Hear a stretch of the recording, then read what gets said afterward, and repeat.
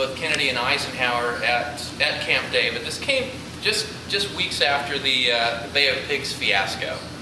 And President Kennedy had invited Eisenhower to come up and sort of talk him down off of the ledge. I think Kennedy was rather despondent about that failed military action and wanted to consult with Ike about that.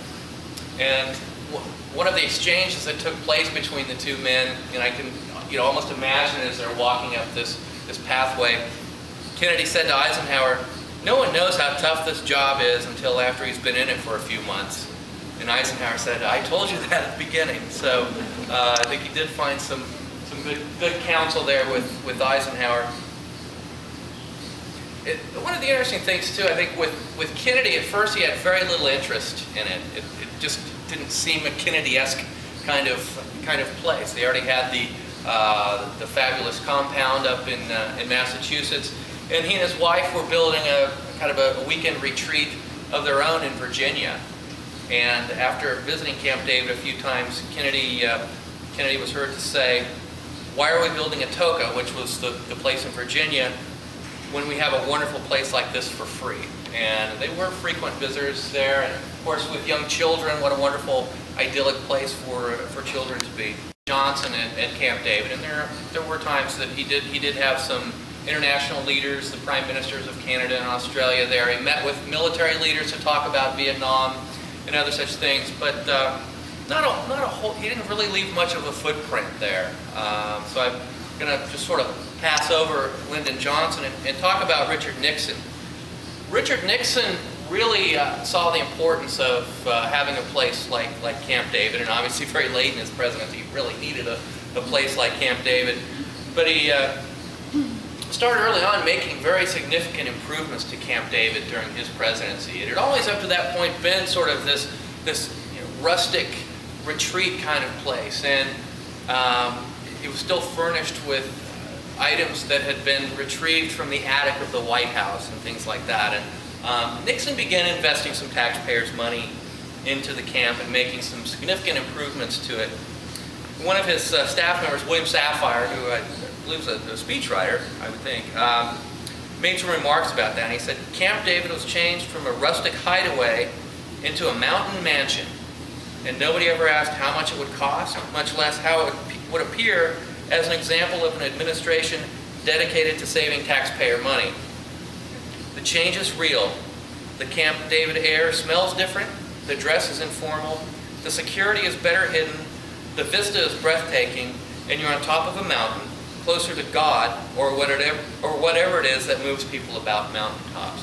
So he was, I think, kind of perhaps chiding Nixon a bit for some of the things. But Nixon really did know how to use Camp David to his advantage, both as a place for rest and relaxation, but also a place where he could get close to international leaders and political leaders as well. These were pretty important talks that they had there. This was the beginning. The primary thing that they were talking about was limitation of nuclear arms, and the discussions that they had both in Washington and at Camp David in 1973 were things that led to eventually the SALT treaties, the Strategic Arms Limitation Treaty. So very important meetings. But during this meeting, Nixon, of course, had Brezhnev up there at Camp David, and apparently Brezhnev was a lover of fine automobiles. And the Ford Motor Company had donated a Lincoln Continental to give to Brezhnev. So he decided that he wanted to test drive it on the roads there at Camp David.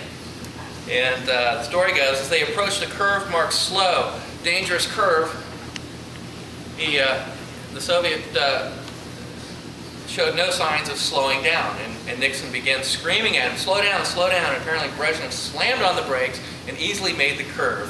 And his comment was, "This is a very good car, and holds the road very well." So it's kind of a lighter side of a rather important event. Now the original plan was, once the recreational area was developed, that it would be turned over to the state of Maryland. And Truman made the determination that this is too important, it has too much historical importance to do that. And he said, "I've decided because of the historical events of national and international interest associated with the Catoctin recreation area, that this property should be retained by the National Park Service of the Department of the Interior. This action is in accord with the position expressed by the late President Roosevelt before his death. So he, instead of it going over to the state of Maryland, and that would have been the end of the presidential retreat being there, he put his foot down. Now they did work out an agreement where, and it's a little bit difficult to see this, all of the property that, all of the land that's north of Route 77 becomes the national park, and Camp David's, well, I can't show you, but and everything that's south of that became a state park. It's now, of course, Cunningham Falls. So that was a deal that was worked out in 1954.